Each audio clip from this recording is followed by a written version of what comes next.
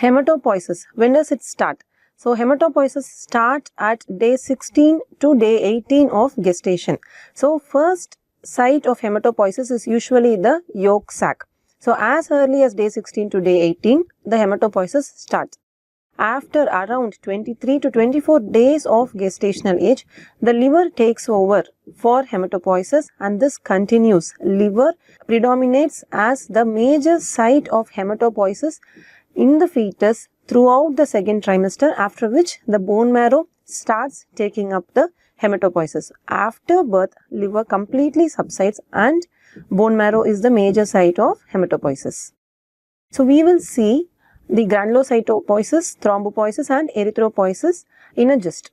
So fetal granulocytopoiesis first appears at 5 weeks of gestational age.